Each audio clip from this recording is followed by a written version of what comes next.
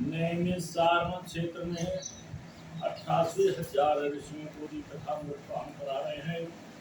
दया कथा श्रवन्तु तुर्यानंद कंद भगवान की जय। बोलिए श्री कृष्ण भगवान की जय। जाग बाबा सेवा समिति द्वारा संचालित राम कथा। आज हमारे प्रधान देवता श्री हनुमान जी का शुभनाशक मूल रूप से कथा का श्रवण करते हैं। सभी श्रोता साधु कथा का श्रवण करते हैं। बहुभाग्य ईश्वर की असीम कृपा हम लोगों को सत्संग का अवसर मिला।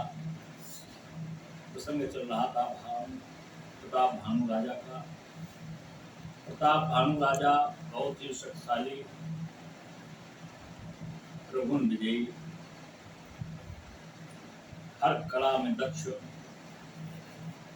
लेकिन जैसी ईश्वर की कृपा होती है, तुलसी जैसी भौतिकता वैसी मेरे सहाय, वैसी व्यवस्थाएं बन जाती हैं। समय बदल रहा है।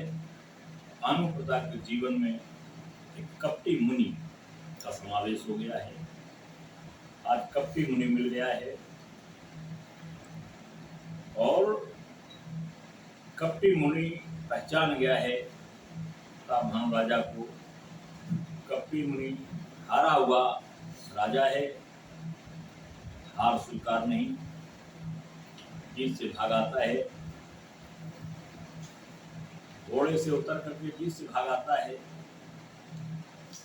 आज संयोग ऐसा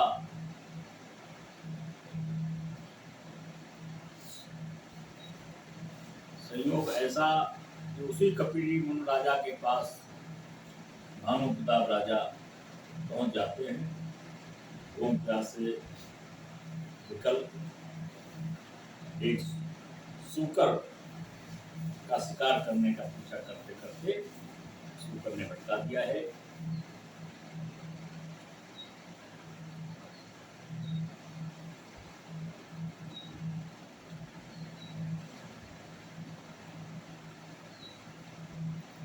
राउत सत नहीं सो पहचाना, देख सुवेश मुनि जाना। राव कहते राजा तो क्योंकि भूख प्यास से त्रसित था, इसलिए वो कपटी राजा को नहीं पहचान पाया, कपटी मुनि को नहीं पहचान पाया और उतरे राजा उतरे कीन प्रणाम। तुरंत कहते घोड़े से उतरते हैं और उस कपटी मुनि को प्रणाम करते हैं। कहो निज नामा। ये कपटी मुनि बड़ा चतुर है, इसने अपना नाम नहीं बताया, प्रणाम स्वीकार कर लिया। वो प्यासे प्रसिद्ध है। भूपत त्रसित विलोकत सरबरो तीन दिखाए। संकेत कर दिया, समझाई बहुत भूखा प्यासा है राजा, संकेत कर दिया सरोवर के लिए। मत जन पान समेत है, तीन नपत हर्षा है। कहते घोड़े स्वयं स्नान ध्यान किया, मज्जन स्नान को कहते हैं, जलपान किया है। घोड़े को भी वही कराया।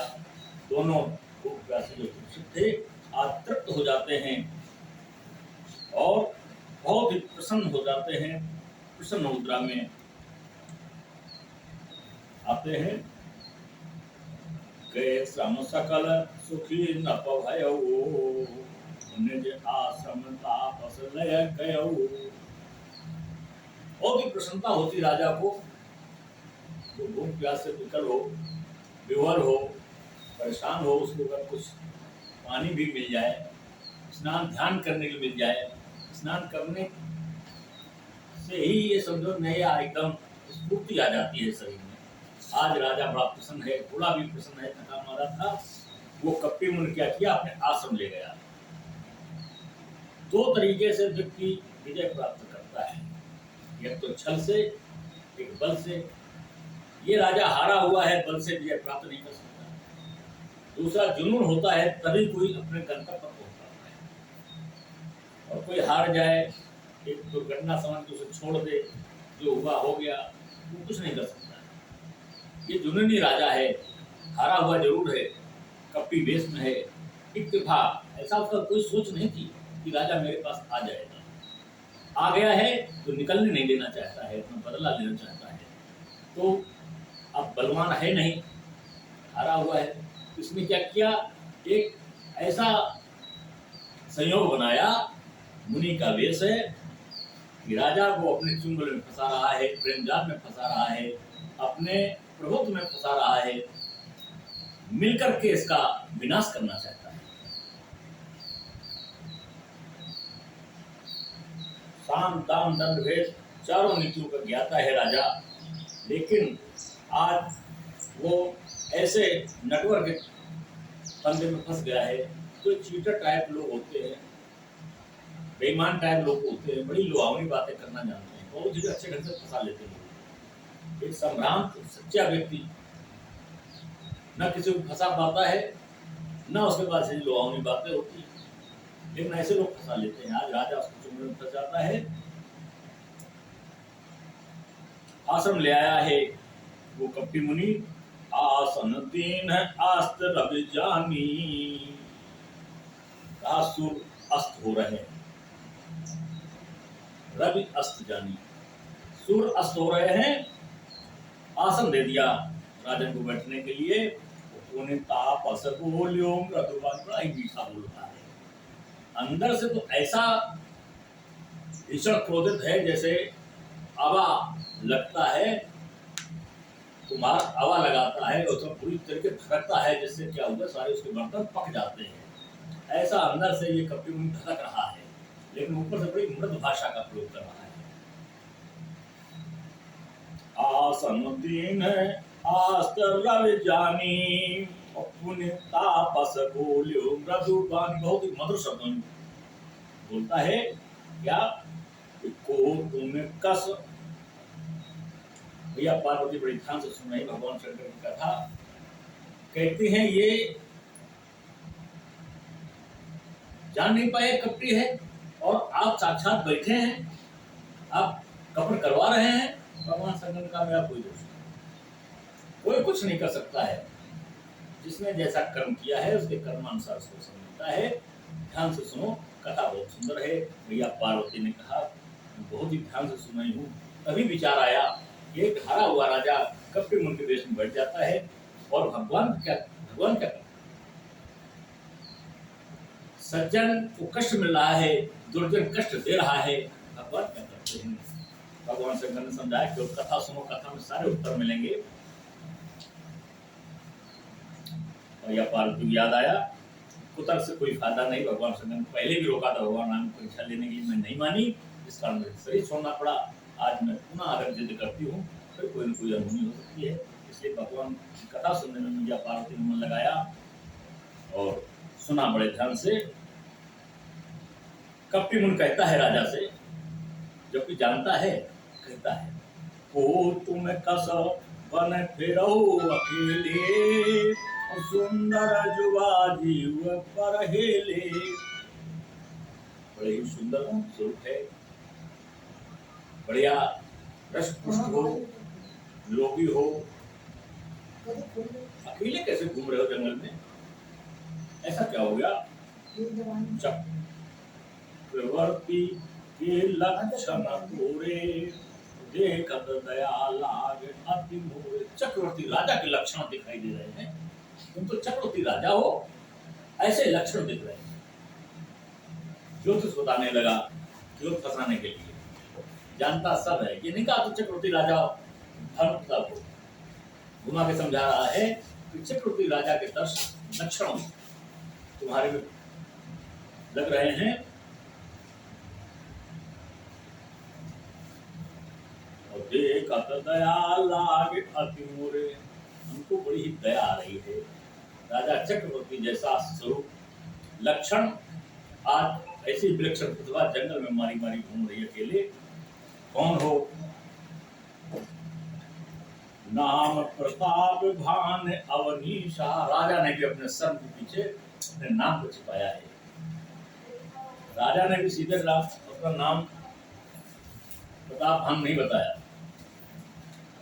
अपने को शर्म से छिपाया है कि बड़ी बदनामी होगी हमारी कि मैं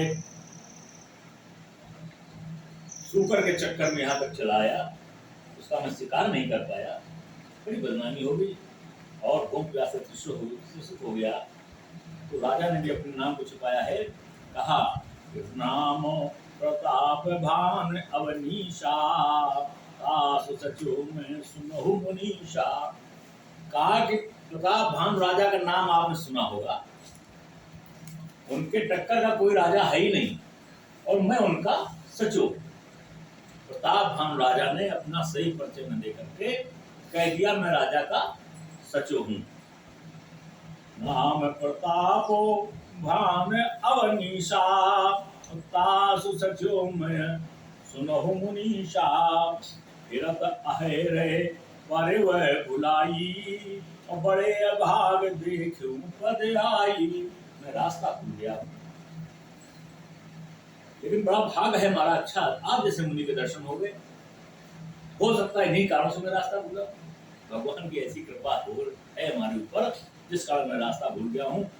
आपके दर्शन करने थे, ये बहुत बड़ा मेरा था। जो हुआ वो हुआ, रास्ता भूल गया कोई बात नहीं, लेकिन आपके दर्शन हो गए ये मेरा बहुत बड़ा भाग है। बड़े भाग देखो पद आई। बहुत बड़ा भाग है जो आपके पदारविंद का हमको इसलिए मिल गया, सानिध्य मिल गया। ये अपने को सचो बताता है। कपटी मन अपना परिचय नहीं देता, ये अपने को सचो बता रहा है। बहुत ही सुंदर प्रसंग है। हम कहा दुर्लभ दरस तुम्हारा, हमने कहा इतना दुर्लभ दर्शन है कपटी मनी के लिए। कितना प्रभावित हो गया राजा, कह रहा हम कहा दुर्लभ दरस तुम्हारा, जानते हो कछु भले हुए निहारा। तो मेरा भला होने वाला है, ऐसा कुछ लग रहा तो मेरा भला होने वाला है, इसलिए हमने आपके दर्शन हुए हैं। बहुत ही दुर्लभ आपका दर्शन है जो मुझे प्राप्त हो गए हैं, लगता मेरा कुछ भला होने वाला है। कहे मुनितात भयो अंधियारा, जो जन सत्तर नगर तुम्हारा। फिर उन्होंने कहा कि अब समय ज्यादा हो गया है, 70 योजन दूर तुम्हारा धाम है, निवास है, अब तुम यहाँ विश्राम कर लो, सुबह चले जाना। राजा सोचता है तो बड़ा ज्योतिषी, सब कुछ जानता है मेरे विषय में। कैसे जानता है बताएंगे आगे। काहे मुनि तात भयो अंधियारा, योजन 70 नगर तुम्हारा। तुम्हारा नगर 70 योजन दूर है, अंधियारा हो गया है और यहीं विश्राम कर लो। निशा घोर गंभीर बनो, पंत न सुनहु सुजान। और बसहु आज अस जान तुम, आ जायो होत ध्यान। तुलसी जस भव तपदा, आनंद कंद भगवान की जय।